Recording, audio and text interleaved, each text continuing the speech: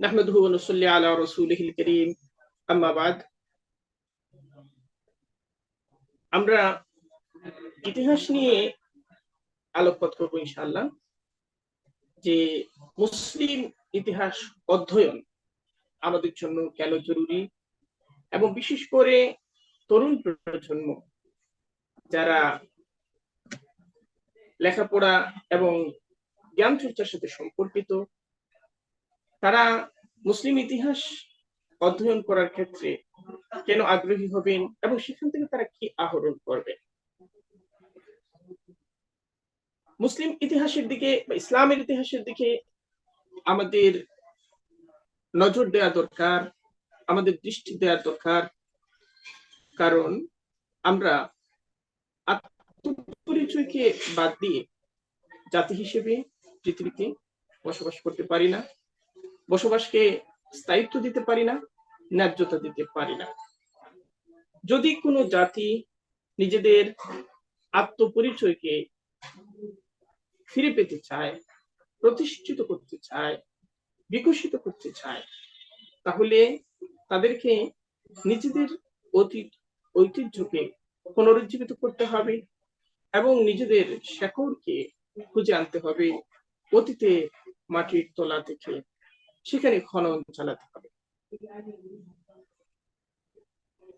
ইতিহাস চর্চার মধ্য দিয়ে একটি জাতি নিজেদের বৃহত্তর জীবন যাপনের যে ধারাবাহিকতা, এই ধারাবাহিকতার সাথে সম্যকভাবে পরিচিত হতে সক্ষম হয়। ইতিহাস চর্চার মধ্য দিয়ে একটি জনগোষ্ঠী বুঝতে পারে অতীতে কোন কোন সংকট তার জীবনে এসেছিল, এই সংকটগুলোকে কিভাবে অতিক্রম করা হয়েছিল, এই সংকটগুলো মোকাবেলার ক্ষেত্রে তার পূর্বপুরুষরা কি কি পদক্ষেপ গ্রহণ করেছিল, কোথায় তারা সফল হয়েছিল এবং কোথায় তারা ব্যর্থতার মধ্য দিয়ে নতুন অভিজ্ঞতা লাভ করেছিল। ইতিহাস আমাদেরকে আমাদের পূর্বপুরুষের সম্মিলিত অভিজ্ঞতাকে একটি আয়নার মধ্যে এনে আমাদের দৃষ্টির সামনে হাজির করে, যেখানে আমরা দেখতে পাই জাতি হিসেবে আমাদের হয়ে ওঠার পথে আমরা কিভাবে চড়াই উত্তরাইগুলো পার হয়েছি। এই কারণে কোন জনগোষ্ঠী যদি নিজেদের বর্তমানকে বিকশিত করতে চায়, নিজেদের ভবিষ্যৎকে নিজেদের হাত দিয়ে রচনা করতে চায় এবং নিজেদের স্বপ্নকে বাস্তবে প্রতিফলিত করতে চায়, তাদেরকে নিজেদের অতীত তালাশ করতে হবে। নিজেদের অতীতকে যারা হারিয়ে ফেলেছে, তারা নিজেদের ভবিষ্যৎকে হারিয়ে ফেলবে, এটা অবধারিত এবং এটা অবিকল্প। ফলে আমরা মানব জাতির জ্ঞাত অতীত থেকে আমরা যা জানি, সভ্যতা সমূহের উত্থান এবং সভ্যতা সমূহের পতনকে আমরা যখন অধ্যয়ন করি, সেখান থেকে আমরা যা লাভ করি, আমরা দেখি যে প্রতিটি জাতি নিজেদের উত্থানের জ্বালানি সংগ্রহ করেছে নিজেদের পূর্বপুরুষের ফেলে আসা অতীত থেকে। আসলে অতীতকে আমরা কেউ ফেলে আসি না, অতীতকে বহন করেই আমরা এগিয়ে চলি, অতীতকে বহন করে আমরা সামনের দিকে এগিয়ে যাই, অতীতকে বহন করে আমরা পরবর্তী দিনের কাব্য রচনা করি। এ কারণে অতীতকে ভুলে যাওয়া, অতীত থেকে বিচ্ছিন্ন হওয়া কোন একটা জাতির পরাজয় এর ধারাবাহিকতার একটা স্তর। আমরা পরাজিত হতে চলছি, এটা আমরা বুঝবো কিভাবে? এই বোঝার যে সমস্ত উপাদান রয়েছে, এর মধ্যে একটা হলো আমরা নিজেদের অতীতকে হারিয়ে ফেলেছি। নিজেদের অতীতকে হারালে কি ঘটবে? নিজেদের বীর পুরুষদের হারাবো, নিজেদের শত্রু কারা তাদেরকে জানবো না, নিজেদের মিত্র কারা তাদেরকে জানবো না, নিজেদের প্রেরণা লাভের উৎসগুলো কি কি সেটা ভুলে যাব, এবং আমরা ভুলে যাব যে বর্তমান প্রেক্ষাপটে আমাদেরকে কোথায় পা রাখতে হবে এবং আমাদের পরবর্তী পদক্ষেপটা কি হওয়া উচিত।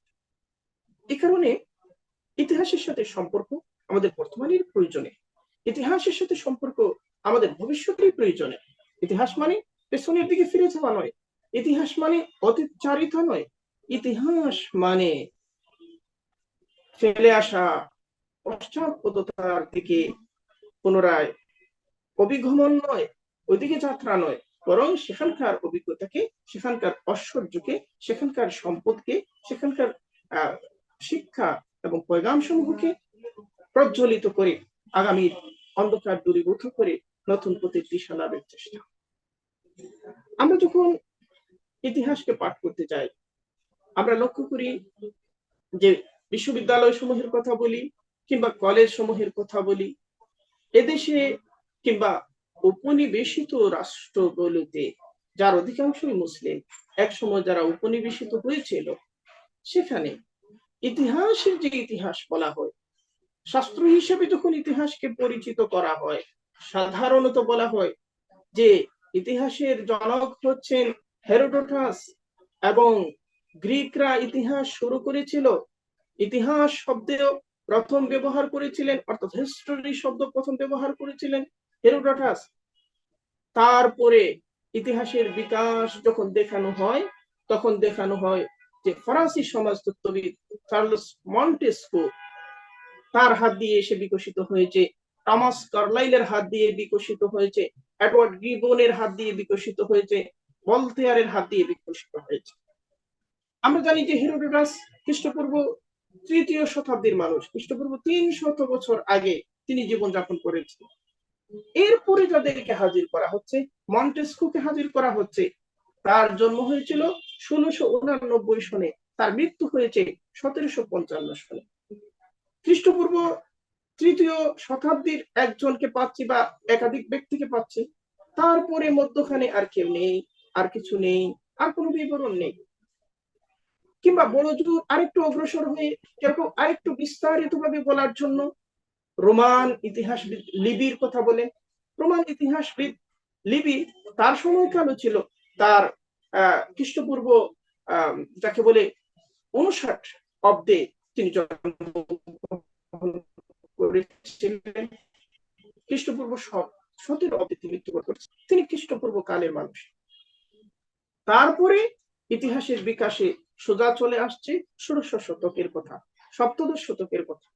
এই সময় ইতিহাস বিকশিত হচ্ছে, এটা দেখানো হচ্ছে মধ্যবর্তী 1500 বছর, 1500 বছরের অধিক সময়, এবং পুরা মুসলিম আমলটা সেখানের মধ্যে অনুপস্থিত। এবং মুসলিম আমল শুধু বলছি না, বরং ইসলাম পূর্ববর্তী যে 5 শতাব্দী, এই 5 শতাব্দীও সেখানে অনুপস্থিত। এই সময় কি ইতিহাস চর্চা হয় নাই? এই সময় কি ইতিহাসের গোটা ইতিহাসবিদ্যার গোটা অঙ্গনটা কি এই সময় অন্ধকারে ছিল? এই সময় কি কোনো গ্রন্থ রচিত হয় নাই? এই সময় কি মানুষ তার পূর্বপুরুষের শিক্ষা সমূহ গ্রন্থিত করে নাই, লিপিবদ্ধ করে নাই?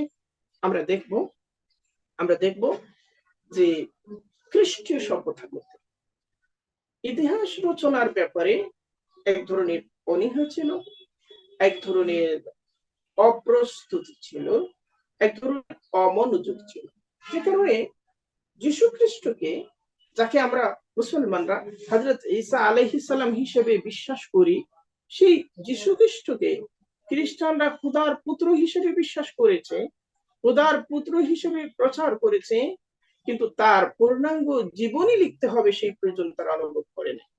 ফলে আমরা যীশু খ্রিস্টের পূর্ণাঙ্গ জীবনী কোথাও পাই না। বাইবেলের কয়েকটি জায়গায় যীশু খ্রিস্টের উল্লেখ রয়েছে, কিন্তু সেই কয়েকটি জায়গার উল্লেখ দিয়ে, কয়েকটি মাত্র বিচ্ছিন্ন ঘটনা দিয়ে যীশু খ্রিস্টের জীবনীকে প্রতিস্থাপন করা যায় না, জীবনীকে পূর্ণাঙ্গ করা যায় না, বিন্যাস দেওয়া যায় না। অর্থাৎ যে যীশু খ্রিস্টকে খোদার পুত্র হিসেবে বিশ্বাস করে, প্রতিনিয়ত উপাসনা করে, এবং তিনি মুক্তিদাতা হিসেবে প্রত্যেক খ্রিস্টানই বিশ্বাস করে, দেখা গেল তার পূর্ণাঙ্গ জীবনী তাদের হাত দিয়ে রচিত হলো না। একেবারে 5 শতাব্দী চলে গেল, যীশু খ্রিস্টের পূর্ণাঙ্গ জীবনী আমরা পাচ্ছি না। যীশু খ্রিস্টের যা উল্লেখ বাইবেলের মধ্যে, সেগুলো বিচ্ছিন্ন কয়েকটি জায়গায় ঘটনা পেতে হচ্ছে। ইসলাম পূর্ব এই শতাব্দীগুলোতে আমরা লক্ষ্য করব যে ইউরোপে তখন ঘোরতর অন্ধকার, এবং ইউরোপে রোমান সাম্রাজ্যের পতনের পরে সেখানে এজ অফ ডার্কনেস শুরু হয়েছিল। জ্ঞানের বিরুদ্ধে অভিযান পরিচালিত হতো, শিক্ষা প্রতিষ্ঠান সমূহকে ধ্বংস করা হয়েছে। যেখানে যেখানে পূর্ববর্তী বিভিন্ন সভ্যতার জ্ঞান সম্পদ ছিল, সেগুলোকে উচ্ছেদ করা হয়েছে, ধ্বংস করা হয়েছে। গ্রন্থ সমূহকে ফেলে দেয়া হয়েছে পানিতে, পোড়ানো হয়েছে আগুনে, এবং যারা গ্রন্থ সংরক্ষণ করে তাদেরকে ধর্মের নামে, ঈশ্বরের নামে তাদেরকে সন্দেহ করা হয়েছে। তাদের বিরুদ্ধে বিভিন্ন ধরনের, যাকে বলে নিপীড়নমূলক এবং নিবর্তনমূলক কর্মকাণ্ড পরিচালিত হতো। এরই মধ্যে আমরা দেখব যে একই আসের কিছু গ্রন্থ যেখানে ঐতিহাসিক প্রসঙ্গ ছিল। তিনি অবশ্য খ্রিস্টপূর্ব সময়কালের মানুষ, খ্রিস্টপূর্ব 34 অব্দে তার মৃত্যু হয়েছিল। সোলাস্টির কিছু গ্রন্থের মধ্যে ঐতিহাসিক প্রসঙ্গ ছিল, তারও মৃত্যু হয়েছিল খ্রিস্টপূর্ব 34 খ্রিস্টাব্দে। এরপরে খ্রিস্টীয় সময়কালে রোমের যে পরবর্তী সময়টা, রোমান সাম্রাজ্যের যে পরবর্তী সময়টা, এই সময়ে আমরা কোন ঐতিহাসিক ব্যক্তিত্বের সাথে সাক্ষাৎ ঘটে না আমাদের। আমরা কোন বড় কোন ঐতিহাসিক ব্যক্তিত্ব এই সময়ের কালের মধ্যে আমরা লক্ষ্য করি না। ইসলাম পূর্ব চায়না সভ্যতার দিকে যদি আমরা দৃষ্টি দিই, তাহলে ইসলাম পূর্ব চীনা শাসকদের মধ্যে সিয়া সাম্রাজ্যের প্রামাণ্য ইতিহাস লেখার একটা চেষ্টা করা হয়েছিল, এবং প্রাচীন ইতিহাস গ্রন্থ রেকর্ডস অফ গ্র্যান্ড হিস্টোরিয়ান, যেখানে খ্রিস্টপূর্ব 100 এর বিভিন্ন ঘটনা সমূহ উল্লেখ করা হয়েছে, সেখানে সিয়া সাম্রাজ্যের উল্লেখ পাওয়া যায়। এবং সিয়া সাম্রাজ্যের পরবর্তী শাং সাম্রাজ্যের আমল পর্যন্ত কতিপয় রাজার কতিপয় ঘটনা এবং কতিপয় দলিলের উল্লেখ পাওয়া যায়। ইসলাম পূর্ব চীনা সভ্যতার মধ্যে চৌ রাজবংশের কিছু ইতিহাস লিখিত হয়েছে, এবং আরো কিছু ইতিহাস শাং রাজাদের বিচ্ছিন্ন ঘটনা হিসেবে উপস্থাপন করা হয়েছে। ধারাবাহিক ইতিহাস বলতে যা বোঝায়, ধারাবাহিক জীবনী বলতে যা বোঝায়, সামাজিক ইতিহাস বলতে যা বোঝায়, সাংস্কৃতিক ইতিহাস বলতে যা বোঝায়, রাজনৈতিক কিংবা অর্থনৈতিক ইতিহাস বলতে যা বোঝায়, এই ধরনের কোন ঐতিহাসিক গ্রন্থ আমরা পাই না। এই ধরনের কোন ঐতিহাসিকের সাথে আমাদের সাক্ষাৎ ঘটে না।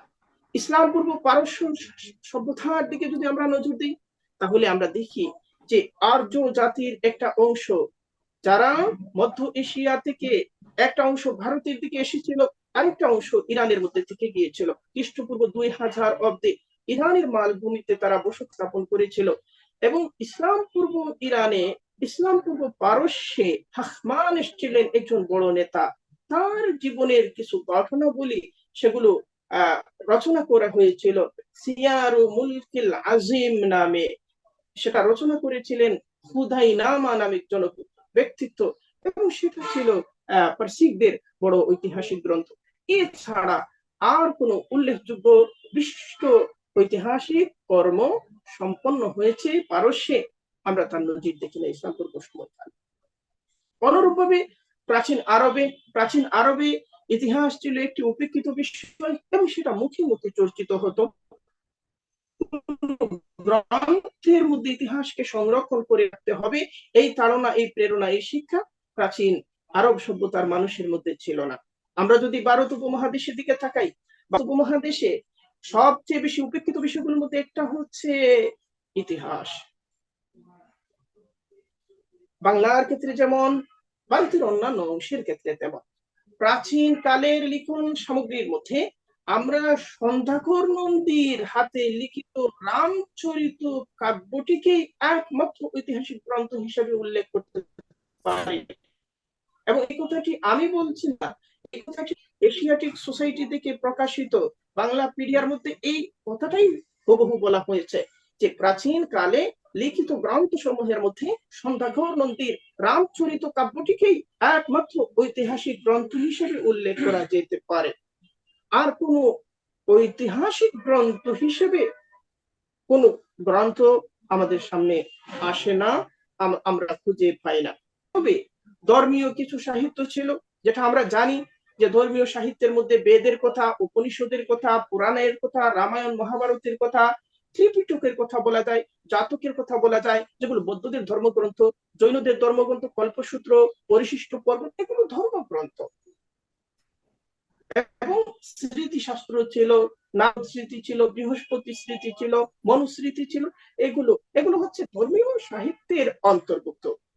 আবার যদি ধর্ম নিরপেক্ষ গ্রন্থাবলীর দিকে তাকাই, সেখানে কৌটিল্যের অর্থশাস্ত্র ছিল, পাণিনির অষ্টাধ্যায়ী যেটা মূলত ব্যাকরণ গ্রন্থ ছিল, পতঞ্জলির মহাভাষ্য ছিল, এটাও মূলত ব্যাকরণ প্রধান একটা গ্রন্থ ছিল।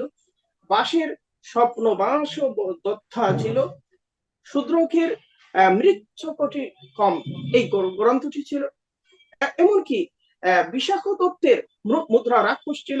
এগুলো ছিল পৌরাণিক নানা গাল গল্প, সামাজিক নানা ঘটনা ইত্যাদি, যাকে ইতিহাস গ্রন্থ হিসেবে কোনোভাবেই চিহ্নিত করা যায় না, স্বতন্ত্র ঐতিহাসিক গ্রন্থ হিসেবে তাকে উল্লেখ করা যায় না এবং তাকে বিশেষত্ব দেওয়া যায় না। এই সময়ে আমরা যে জীবন চরিত্র বলতে যা বুঝি, এই জীবন চরিত্র আমরা পাচ্ছি বান ভট্টের একটা গ্রন্থ হর্ষ চরিত্র, এবং আরেকটা গ্রন্থ আমরা পাচ্ছি যেটা লিখেছিলেন বাগপতি গৌরবহ গ্রন্থ। এই গ্রন্থগুলো সর্বমোট 3 বা 4টি বই পাওয়া যায় ভারত উপমহাদেশে ইসলাম পূর্ব সময়কালে, যেখানে মধ্যে ব্যক্তিত্বের জীবনকে চিত্রিত করা হয়েছে এবং তার মধ্যে একটা ঐতিহাসিক পরম্পরাকে খুঁজে পাওয়া যায়। জনগোষ্ঠীর গঠনচিত্র, জনগোষ্ঠীর জীবনের নানা উল্লেখযোগ্য বড় স্মৃতিময় ঘটনা উল্লেখ করার একটা চেষ্টাও ছিল। এই চেষ্টার ধারাবাহিকতায় কলহন রচনা করেছেন রাজতরঙ্গিনী, সমস্যের রচনা করেছেন রাসমালা, কীর্তি কৌমুদী, সিংহলী উপখ্যান, দীপবংশ, মহাবংশ, এই ধরনের কিছু ছোট ছোট গ্রন্থ আমরা পাই, যেখানের মধ্যে কতিপয় বিশিষ্ট ঘটনাকে স্থান দেওয়া হয়েছে। এর মানে কি? এর মানে হচ্ছে ইতিহাস হিসেবে যে শাস্ত্রীয় চর্চা, ইতিহাস শাস্ত্রের যে অনুশীলন এবং তার যে বৈজ্ঞানিক কাঠামো, এটা চৈনিক সভ্যতার মধ্যেও পাচ্ছে না, ভারতীয় সভ্যতার মধ্যে পাচ্ছে না, রোমান সভ্যতার মধ্যে পাচ্ছে না, সেটা আফ্রিকার কোথাও আমরা খুঁজে পাচ্ছি না ইসলাম পূর্ব সময়কালে। এটা হচ্ছে ইসলাম পূর্ব সময়কালের বাস্তবতা। এরকম একটা পরিস্থিতির মধ্যে, এরকম একটা প্রেক্ষাপটের মধ্যে ইসলামের আগমন হলো। ইসলামের আগমনের পরে দেখা গেল যে জ্ঞানের অন্যান্য শাখার মতো ইতিহাসের ক্ষেত্রে নতুন নতুন সৃষ্টিকর্ম হচ্ছে এবং নতুন নতুন মাত্রা যোজনা হচ্ছে এবং নতুন বিকাশ সাধিত হচ্ছে ইতিহাস শাস্ত্রে। এবং দেখা যাবে পূর্ববর্তী ঐতিহাসিক গ্রন্থের মধ্যে যে সমস্ত সংকট ছিল, আমরা যদি এই সংকটগুলোর দিকে তাকাই, আমি একটা বইয়ের মধ্যে বিষয়টা নিয়ে আলোচনা করেছি, পৃথিবী ঘরে ফেরো, সেখানে আলোচনা, সেখানে আপনারা দেখতে পাবেন যে ইরাস্তেনিস যিনি ছিলেন একজন গ্রিক ঐতিহাসিক, তিনি ইতিহাস রচনা করেছেন, কিন্তু তার কাছে পৃথিবীর পরিধি ছিল 26,000 মাইল। স্ট্রাবো তিনিও ইতিহাস রচনা করেছেন, তার দৃষ্টিতে পৃথিবী বলতে ছিল আলেকজান্ডারের বিজিত অঞ্চল এবং এর আশপাশ। ডায়োডরাস তিনি তার ইতিহাস গ্রন্থে আরব জাতির অস্তিত্বের কথাই কেবল উল্লেখ করেছেন, তাদের বিবরণ তিনি দিতে পারেন নাই। অনুরূপভাবে তিনি ইতিহাস রচনা করতে চেষ্টা করেছেন এবং তিনি অন্যের তুলনায় অগ্রসর ছিলেন, কিন্তু তার কাছে পৃথিবীর বহু জাতি গোষ্ঠীর এবং বিভিন্ন সভ্যতার অস্তিত্ব তার অজ্ঞাত ছিল, তিনি জানতেন না। অনুরূপভাবে জোসেফাস ক্লাবিসের কাছে ইতিহাস বলতেই ছিল ইহুদিদের বৃত্তান্ত এবং যুদ্ধ কাহিনী। তাহলে আমরা দেখতে পাচ্ছি যে ইতিহাস রচিত হয় নাই তা না, যা রচিত হচ্ছিল তার চরিত্রগুলো ছিল এইরকম। সেখানে ভৌগোলিক জ্ঞানের অনুপস্থিত ছিল, সেখানে সামাজিক জ্ঞানের অনুপস্থিত ছিল, সেখানে বিশ্বের বিভিন্ন সভ্যতা সম্পর্কে জানা শোনার বিস্তর ছিল। এবং যে যে সম্প্রদায়ের মধ্যে থাকেন, যে যে জনগোষ্ঠীর মধ্যে থাকেন, এই জনগোষ্ঠী, এই সম্প্রদায় কিংবা এই ধর্মীয় পরিচয়ধারী মানুষের ঘটনাগুলোকে তারা ইতিহাস হিসেবে স্থান দেওয়ার চেষ্টা করেছে।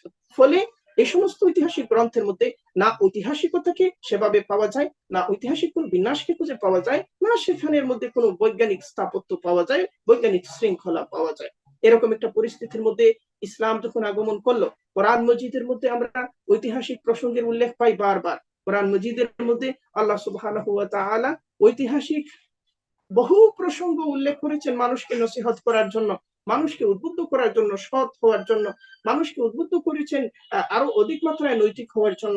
মানুষকে উদ্বুদ্ধ করেছেন আরো অধিক মাত্রায় হওয়ার জন্য, মানুষ হওয়ার জন্য। এবং সেক্ষেত্রে অতীতের বিভিন্ন জাতির অভিজ্ঞতা, বিভিন্ন জাতির উত্থানের বিবরণ, বিভিন্ন জাতির পতনের বিবরণ এবং বিভিন্ন জাতির জীবনে সংঘটিত শিক্ষামূলক নানা উপাখ্যান সমূহ আল্লাহ সুবহানাহু ওয়া তাআলা কখনো ইশারায়, আল্লাহ সুবহানাহু ওয়া তাআলা কখনো খণ্ডিত বক্তব্যে, কখনো ঘটনার অন্তরালে সেগুলোকে উল্লেখ করেছেন।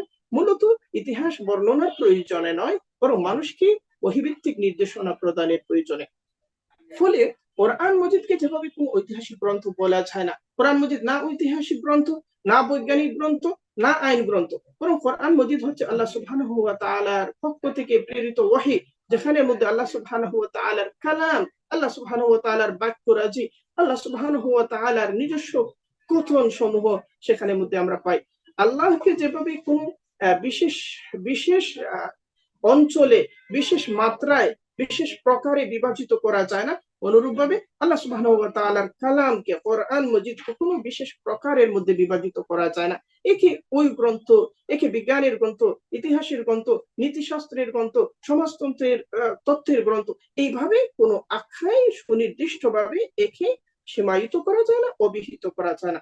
এটা হচ্ছে আল্লাহ সুবহানাহু ওয়া তাআলার কালাম, এটা হচ্ছে ওহী, এটা হচ্ছে মানব জাতির জন্য আল্লাহ তাআলার পক্ষ থেকে প্রেরিত হিদায়াহনামা।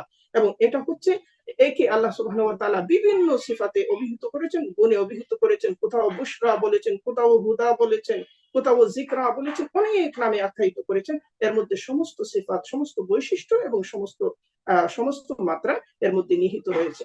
কিন্তু কোরআনের মধ্যে যে সমস্ত বিদ্যা, যে সমস্ত জ্ঞান, সেই জ্ঞানকে যদি আমরা বিভাজিত করি, তাহলে আমরা লক্ষ্য করব যে এটা নিয়ে অনেক বিতর্ক রয়েছে। কেউ কেউ কোরআন মজিদের মধ্যে শত শত বিদ্যার কথা বলেছেন, কেউ কেউ কোরআনের বিদ্যাসমূহকে হাজার সংখ্যার পর্যায়ে নিয়ে গেছেন। শাহ ওয়ালিউল্লাহ মুহাদ্দিস দেহলভী একে সংক্ষিপ্ত করে চারটার মধ্যে নিয়ে এসেছেন। এই চারটার মধ্যে এই চার বিদ্যা কোরআনের আলোচিত বিদ্যাসমূহকে শাহ ওয়ালিউল্লাহ মুহাদ্দিস চারটি স্তরে বিভাজিত করেছেন।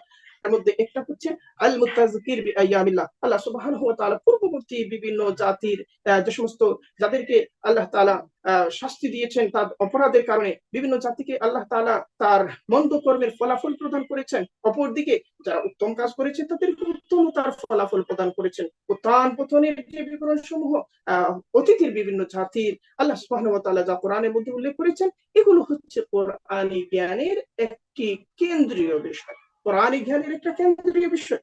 ফলে কোরআনের মধ্যে আমরা ইতিহাসের উল্লেখ পাই এবং আল্লাহ সুবহানাহু ওয়া তাআলা নিজেই বলতেছেন যে পূর্ববর্তী জাতির এই সমস্ত ইতিবৃত্ত না কুসু, আমি নিজেই বর্ণনা করছি, আমি নিজেই বর্ণনা, আল্লাহ সুবহানাহু ওয়া তাআলা সেই সমস্ত ইতিবৃত্ত বর্ণনা করেছেন।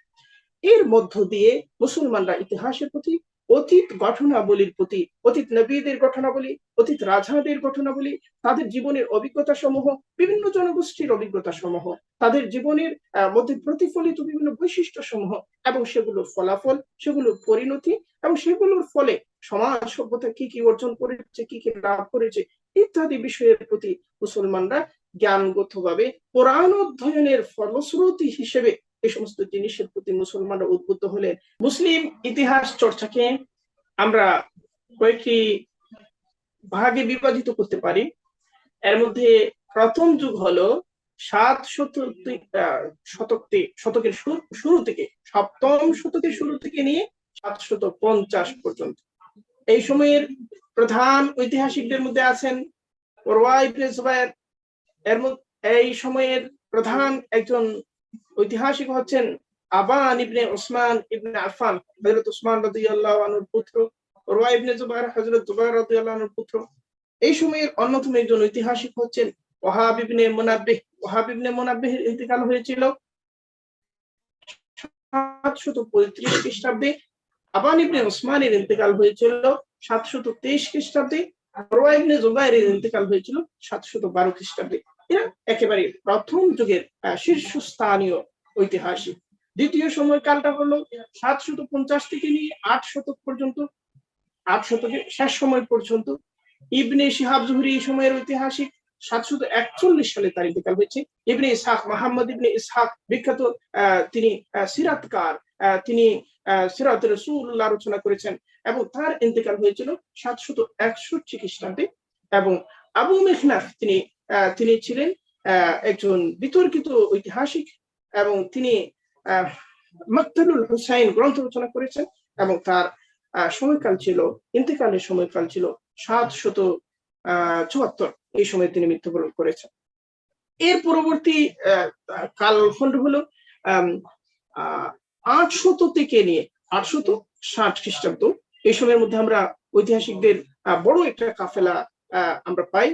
তাদের মধ্যে অন্যতম হচ্ছেন শাম ইবনে কালবি, ইমাম ওয়াকিদি, ইবনে হিশাম, ইবনে সাদ, খলিফা ইবনে খাইয়াত। কালবির ইন্তেকাল হয়েছে 819-এ, ওয়াকিদির ইন্তেকাল হয়েছে 823-এ, ইবনে শাহাবের ইন্তেকাল হয়েছে 835-এ, ইবনে সাদের ইন্তেকাল হয়েছে 845-এ, খলিফা ইবনে খাইয়াতের ইন্তেকাল হয়েছে 854। মানে কাছাকাছি সময়ে তারা এতগুলো বড় বড় ঐতিহাসিক, প্রত্যেকেই ছিলেন বিশ্বমানের ঐতিহাসিক। বিশেষ করে ওয়াকিদিকে সারা পৃথিবী উদ্ধৃত করে যাচ্ছে এবং ওয়াকিদি নিয়ে অনেক বিতর্ক রয়েছে, তার উপর নানা ধরনের আপত্তি এবং সত্যিকার অর্থে অভিযোগও রয়েছে।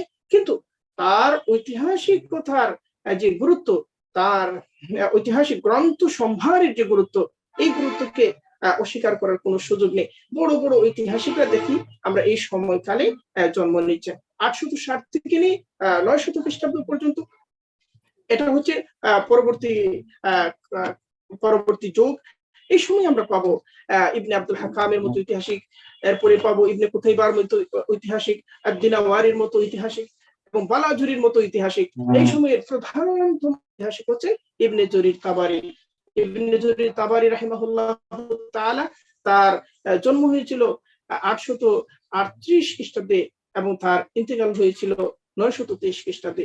এই সময়ের কাছাকাছি সময় আমরা দেখবো ইয়াকুবির মতো ঐতিহাসিক এসেছেন, ইবনে ফাদলানের মতো ঐতিহাসিক এসেছেন, আবু মোহাম্মদ হাসান আল হামদানির মতো ঐতিহাসিক এসেছেন।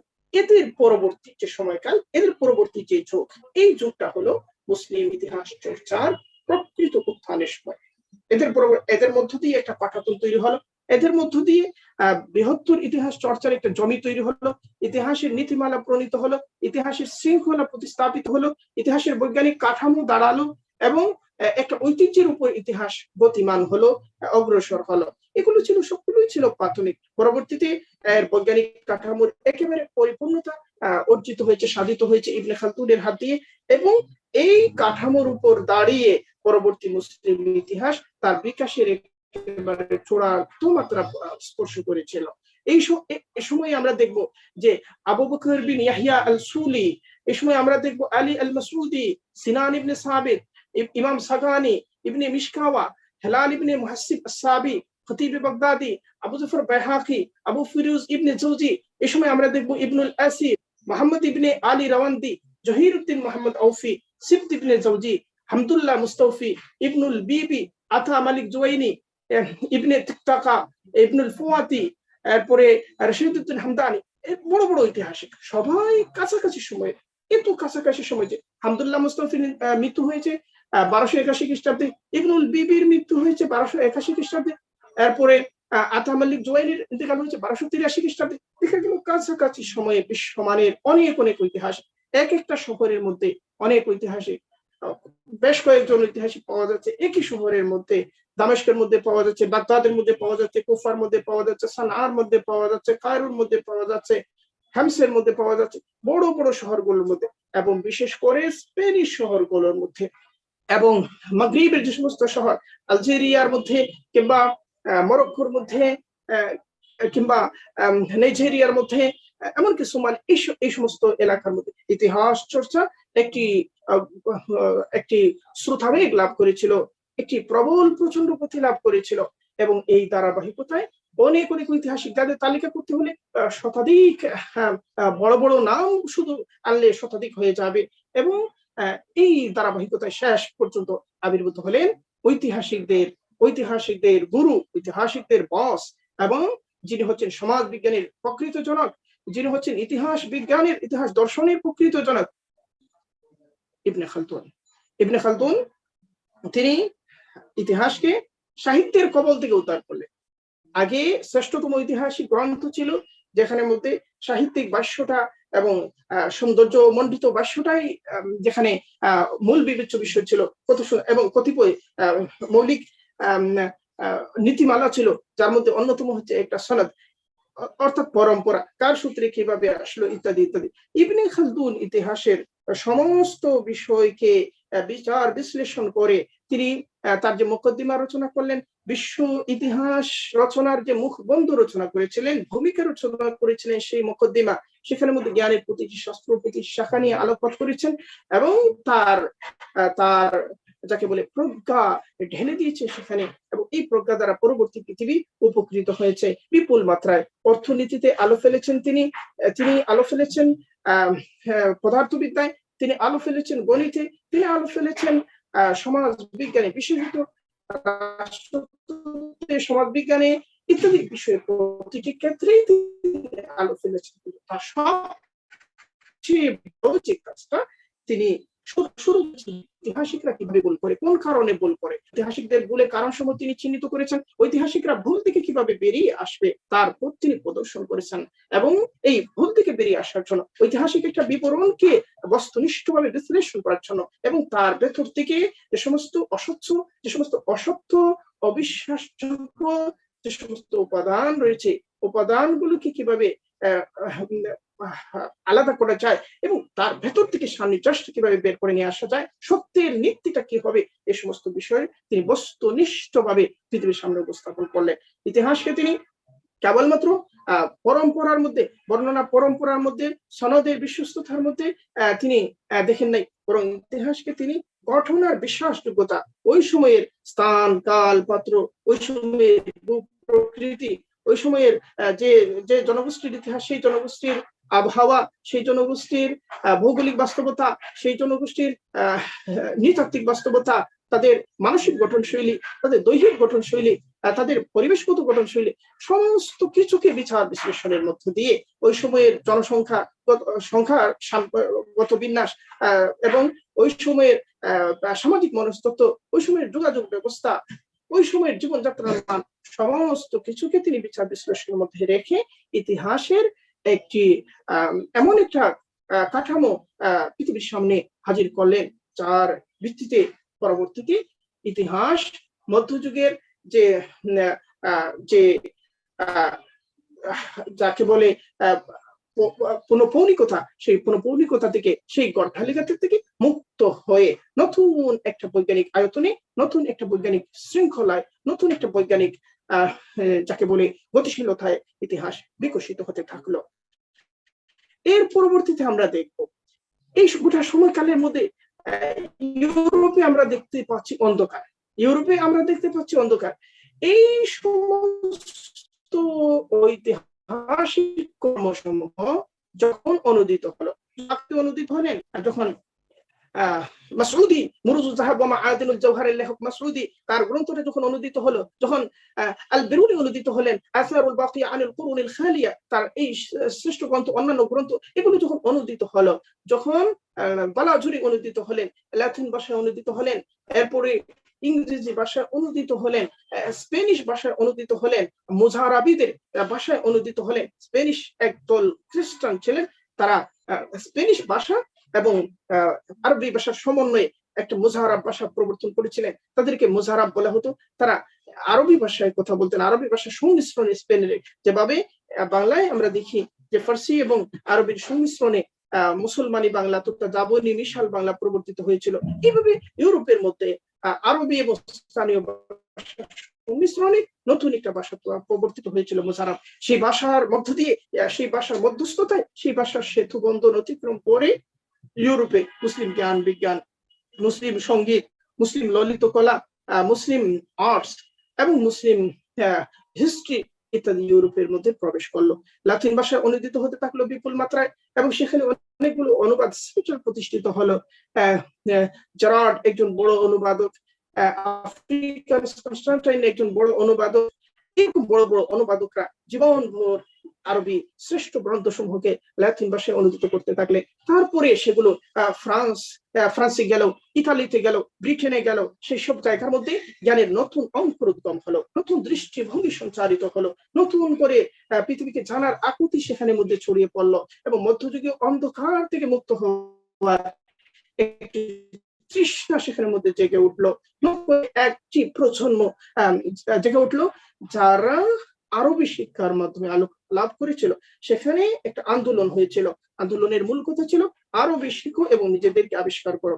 এই আরবি শিক্ষার মধ্য দিয়ে নিজেদেরকে আবিষ্কার করার মধ্য দিয়ে ব্রিটেনে রবার্ট গটিস এবং সেখানের মধ্যে যাকে বলে রজার বেকন, তারা আরববাদী ছিলেন, তারা আরবি ভাষার উপর তারা পাণ্ডিত্য অর্জন করেছিলেন। বোকাশিও আরবি ভাষার উপর পাণ্ডিত্য অর্জন করেছিলেন।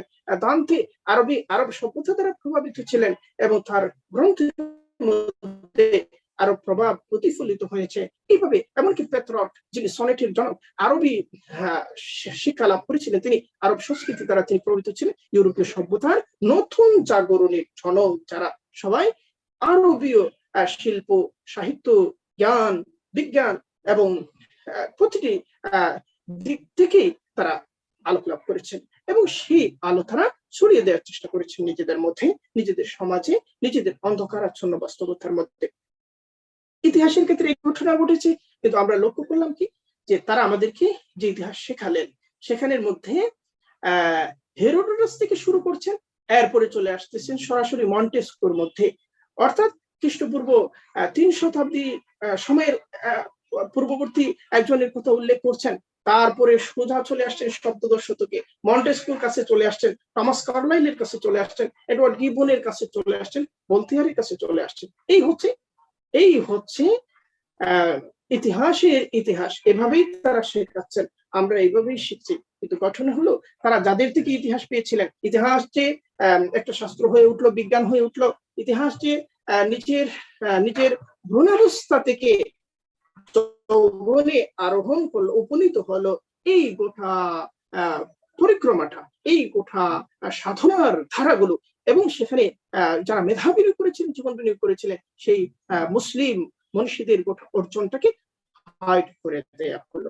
ফলে একজন ইতিহাস বিজ্ঞান পড়ছে, একজন ইতিহাসের ইতিহাস জানছে, সে সেখানে মুসলিমদের খুঁজে পাচ্ছে না, অথচ ইতিহাস বলতে যে বিজ্ঞান আমরা পাই এটা মুসলিমদের দান, মুসলিমদের অনুদান, এবং ইউরোপ যেটা লাভ করলো এটা মুসলিমদের অনুগ্রহের ফসল এবং মুসলিমদের মেধা বিনিয়োগের ফসল। তো এই যে ইতিহাসকে হাইড করে দেয়া এবং আমাদেরকে শিক্ষার মধ্য দিয়ে হীনমন্য করে তোলার যে প্রচেষ্টা, যে আমরা ইতিহাসের মধ্যে মুসলিমদের কোনো লিগেসি খুঁজে পাচ্ছি না, অর্জন খুঁজে পাচ্ছি না, অ্যাচিভমেন্ট খুঁজে পাচ্ছি না, এই যে ব্যাপারটা, এই ব্যাপারটা হলো আমাদেরকে মনের দিক থেকে উপনিবেশিত করে রাখার একটা প্রয়াস, একটা প্রচেষ্টা। এবং পরবর্তীতে আমরা লক্ষ্য করলাম যে ইউরোপীয়রা মুসলিমদের ইতিহাস চর্চা করেছেন, মুসলিমদের ঐতিহাসিক গ্রন্থসমূহ নিয়ে তারা কাজ করেছেন, অনুবাদ করেছেন, সম্পাদনা করেছেন, নতুন ভাষ্য নির্মাণের চেষ্টা করেছেন এবং আমাদের ইতিহাসের পুনর্বিন্যাস, আমাদের ইতিহাসের পুনর্নির্মাণ, আমাদের ইতিহাসের পুনর্পঠন এবং পুনর্গঠনের কাজটা তারা করার চেষ্টা করেছেন। সেখানে আমাদের ইতিহাসকে তারা বিকৃত করেছেন, আমাদের ইতিহাসে যা কিছু আমাদের মহান অর্জন এই সমস্তকে কলঙ্কিত করার চেষ্টা করেছেন এবং যে কাজগুলো, যে মন্দ জিনিসগুলো আমরা করি নাই সেগুলো আমাদের উপর ছাপানোর চেষ্টা করেছেন। ফলে নিজেদের ইতিহাসকে পুনরায় উদ্ধার করা, নিজেদের ইতিহাসকে সমহিমায় আবার বাসর করে তোলার যে চেষ্টা, এই চেষ্টাটা আমাদের উপর জরুরি কর্তব্য হয়ে দাঁড়িয়েছে। বিশেষ করে ভারত উপমহাদেশে এই ঘটনাটা ঘটেছে অনেক বেশি মাত্রায়। ভারত উপমহাদেশে এখানে প্রতিবই হিন্দু জাতীয়তাবাদী ঐতিহাসিক যারা মুসলিমদেরকে কলঙ্কিত করার জন্য সর্বাত্মক চেষ্টা করেছেন এবং যে সমস্ত দুঃখজনক ধ্বংসাত্মক ঘটনা ইতিহাসের নানা বাঁকে ঘটেছে সেগুলোকে মুসলমান বীরদের উপর, মুসলমান শাসকদের উপর, মুসলমান বিজয়ীদের উপর এবং মুসলমান প্রচারকদের উপর চাপানোর চেষ্টা করেছে। এগুলো এখন আবার পাঠ্যপুস্তকে হাজির হচ্ছে, এগুলো এখন নতুন ডিসকোর্স হয়ে আমাদের সামনে উপস্থাপিত হচ্ছে। ফলে আমাদেরকে চিত্রায়ন করা হচ্ছে মন্দ বিদায়, আমাদেরকে ধ্বংসকারী হিসেবে, আমাদেরকে খারাপ হিসেবে, আমাদেরকে সভ্যতার প্রতিপক্ষ হিসেবে, জ্ঞানের প্রতিপক্ষ হিসেবে, মানবীয় বিকাশের প্রতিপক্ষ হিসেবে দেখানোর একটা সচেতন প্রচেষ্টা লক্ষণীয়। এটা হতে পারছে এজন্য যে ইতিহাস চর্চায় আমাদের পরবর্তীকালে সপ্তদশ শতক, অষ্টাদশ শতক, 19 শতক, এই সময়কালে আমাদের তুলনায় তাদের মনোযোগটা ছিল বেশি, তাদের অধ্যবসায়তা ছিল বেশি, তাদের সাধনাটা ছিল বেশি, এবং তাদের প্রভাগান্ডামূলক যে সমস্ত তৎপরতা, এই তৎপরতাগুলো বহুদিক থেকে পৃষ্ঠপোষকতা লাভ করে এগুলো একটা শ্রুতির তীব্রতা লাভ করেছিল, যার ফলে তারা মিথ্যাটাকে সত্য হিসেবে দেখানোর চেষ্টায় ক্ষেত্র বিশেষে অনেকটা সফল হয়েছেন। এবং এগুলো থেকে আমাদের জন্য যেটা জরুরি হয়ে দাঁড়িয়েছে যে এই মিথ্যার অন্ধকার যত তীব্র এবং যত নিশ্চিদ্র অবয়বে আমাদের সামনে হাজির হয়েছে, তা সেই অন্ধকারকে দূরীভূত করা, সেই অন্ধকারের আচ্ছাদনকে ভেদ করা যে সাধনা, এই সাধনাটা আমাদেরকে সেই মাত্রায় জোরালো করতে হবে। আমাদেরকে জানাশোনার মধ্য দিয়ে ইতিহাসের সাথে এঙ্গেজমেন্ট নিশ্চিত করতে হবে, বিশ্লেষণের মধ্য দিয়ে ইতিহাসকে বোঝাপড়ার চেষ্টা করতে হবে, এবং নবসৃষ্টির মধ্য দিয়ে ইতিহাসকে যে প্রপাগান্ডামূলক যে সমস্ত যাকে বলে মিথ তৈরি করা হয়েছে, এই মিথের অন্ধকার থেকে ইতিহাসকে তার আপন ঔজ্জ্বল্যে জাতির সামনে হাজির করতে হবে। এই সাধনাটা, এই লড়াইটা, এই সংগ্রামটা নতুন প্রজন্মের মেধাবী সন্তানদের সামনে গুরুত্বপূর্ণ কর্তব্য হিসেবে নোটিশ বোর্ডের মতো ঝুলতেছে। তো আমাদেরকে এখানে সম্যকভাবে ইতিহাস পাঠে আরো বেশি মনোযোগী এবং আরো বেশি সচেষ্ট হওয়া জরুরি। আমরা যদি ভারতের ইতিহাস পুনর্নির্মাণ করতে চাই, ভারতের মুসলিমদের ইতিহাসকে পুনর্গঠন করতে চাই, তাহলে এর জন্য যে সমস্ত মৌলিক উপাদান, এই মৌলিক উপাদান কিন্তু আমাদের পূর্বপুরুষ আমাদের জন্য রেখে গেছেন। যেমন ধরেন ভারতকে আমরা যদি পাঠ করতে চাই, তাহলে মুসলিম ইতিহাসটা কিন্তু আমরা পুনরাবিষ্কার করতে চাই, তাহলে কি কি উপাদান আমাদেরকে কাজে লাগাতে হবে। আমরা জানি যে ফার্সি ভাষায় একটা গ্রন্থ, বিখ্যাত গ্রন্থ ফার্সি ভাষায় অনুদিত হয়েছিল, মূলত আরবি ভাষায় রচিত গ্রন্থ ছিল, যেটা মোহাম্মদ বিন কাসেমের সিন্ধু বিজয়ের নিকটবর্তী সময়ে তখনকার সিন্ধুর অবস্থা, মোহাম্মদ বিন কাসেম কিভাবে জয় করলেন এবং কি কি ঘটনার প্রেক্ষিতে সিন্ধু বিজয় সংঘটিত হলো, এটার বিবরণ চাচানামার মধ্যে রয়েছে। এবং এটা আরবি থেকে যিনি ফার্সি অনুবাদ করেছিলেন তার নাম আলী ইবনে হামিদ কুফি, এবং তার সময়টা ছিল 1216-17 খ্রিস্টাব্দ। এই সময়ে তিনি এই অনুবাদটা সম্পন্ন করেছিলেন। এরপরে তারিখ-ই সিন্ধ, এটা রচনা করেছেন মীর মোহাম্মদ মাসুম, এবং রচনাকাল হচ্ছে 1600 খ্রিস্টাব্দ। এই গ্রন্থে সিন্ধু অভিযানের সময় থেকে সম্রাট আকবরের রাজত্বকাল পর্যন্ত ধারাবাহিকভাবে গুরুত্বপূর্ণ ঘটনাবলী সেখানে উল্লেখ করা হয়েছে। এরপরে কিতাবুল ইয়ামানির কথা আসবে, এটা লিখেছিলেন আবু নাসির ইবনে উতবি গজনী।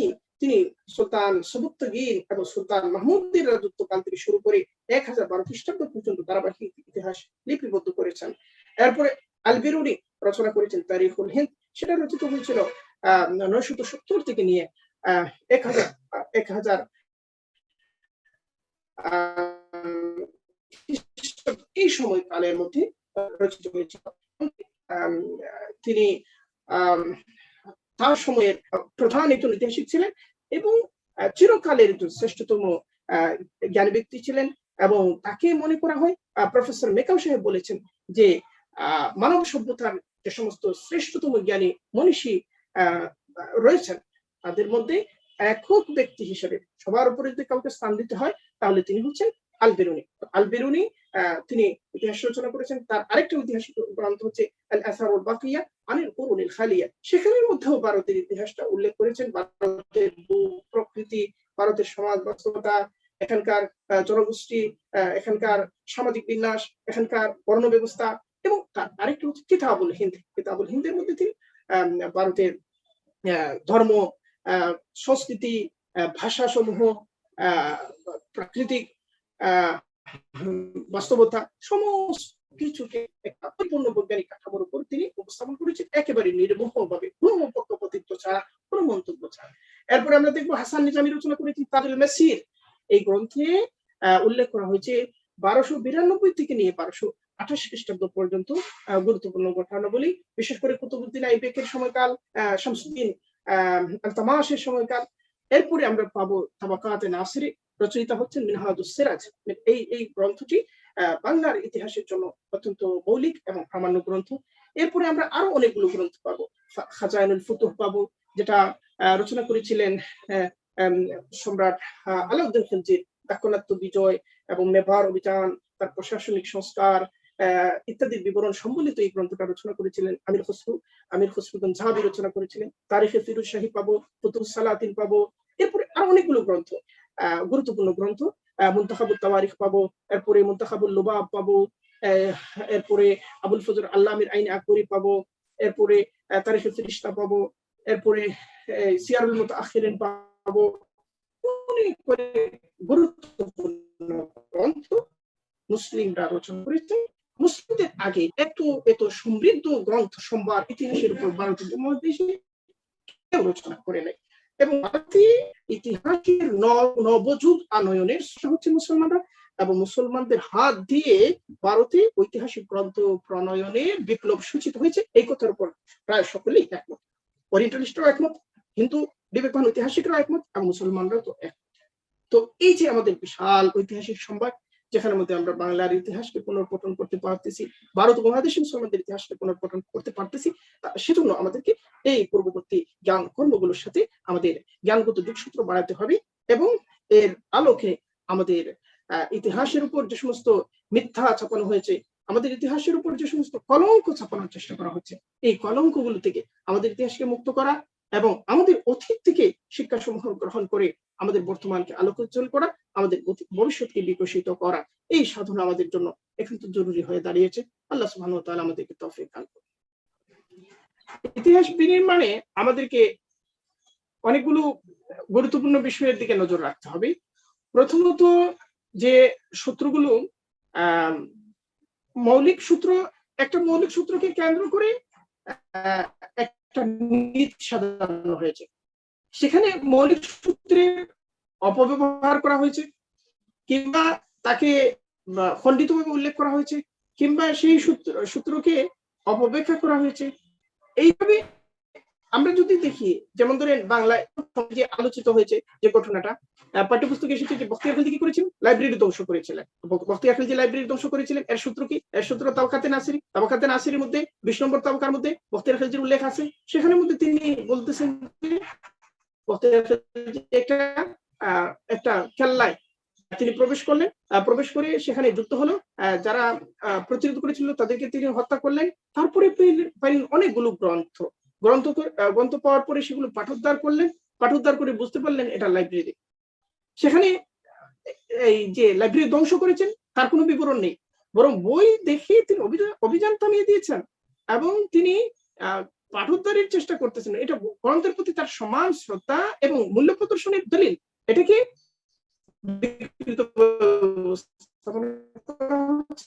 এটাকে দেখানো হচ্ছে এটা প্রমাণ। অনুরূপে যদি আপনি দেখেন যে এই যে কয়েকদিন আগে ভারতে যে ঘটনাটা ঘটলো, যে তারা বলতেছেন লাল কেল্লা, এটা আসলে কুতুব মিনারের কথা, বিশেষভাবে কুতুব মিনার এটা হলো বিষ্ণু স্তম্ভ।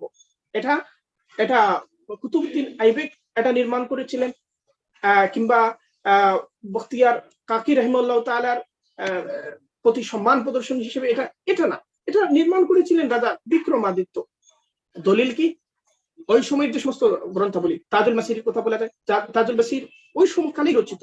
কুতুবউদ্দিন আইবেকের জীবদ্দশায় রচিত ঐতিহাসিক গ্রন্থ হচ্ছে হাসান নিজামের তাজুল মাসিরের মধ্যে বলা হচ্ছে যে এখানে কোনো স্থাপনাই ছিল না, তিনি স্থাপনা নির্মাণ করেছেন এবং তিনি কুতুব মিনার নির্মাণ করেছেন, এটা উল্লেখ করা হচ্ছে। কিন্তু তাজুল মাসিরের পরবর্তী যে সমস্ত ঐতিহাসিক সূত্র সবগুলো একই কথা বলছে। পরবর্তীতে কারা কারা পুনর্নির্মাণ করেছেন, কারা কারা সংস্কার করেছেন, কারা কারা সংযোজন করেছেন, কোন তারিখে এখানে বজ্রপাত হচ্ছে, বজ্রপাতের ফলে কি কি ক্ষতি হয়েছে, সমস্ত কিছু ঐতিহাসিক গ্রন্থের মধ্যে পাওয়া যাচ্ছে, উল্লেখ আছে।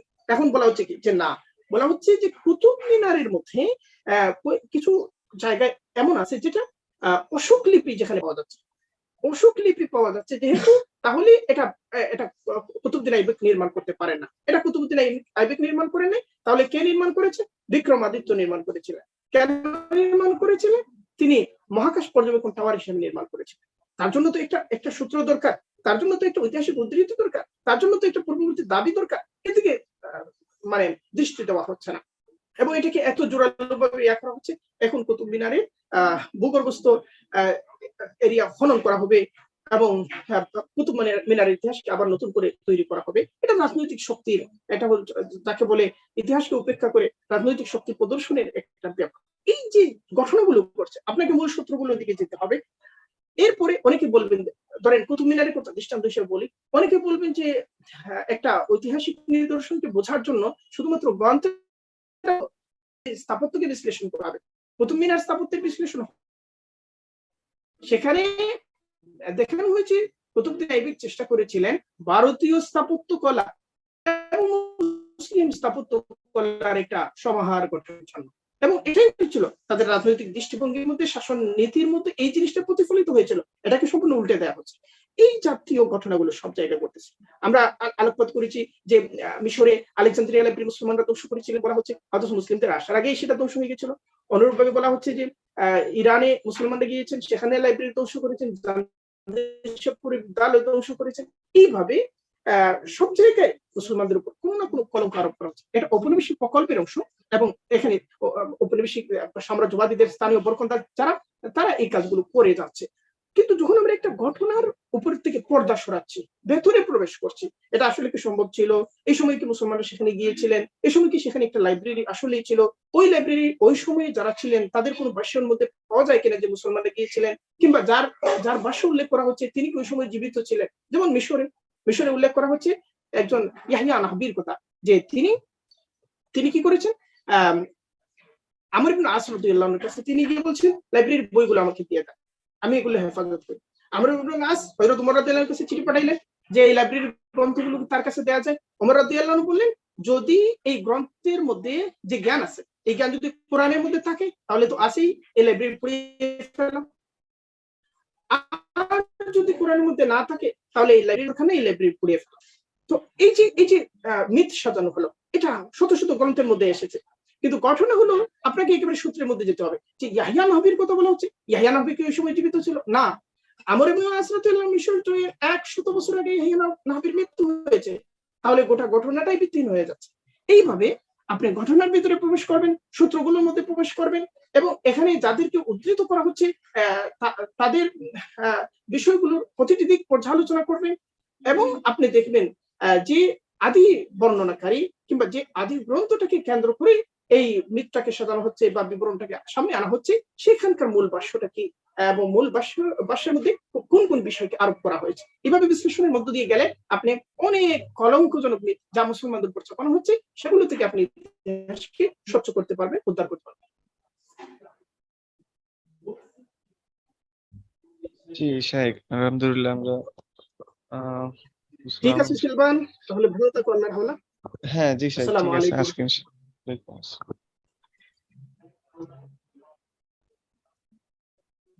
খুব বেশি দ্রুত বলে ফেলেছি।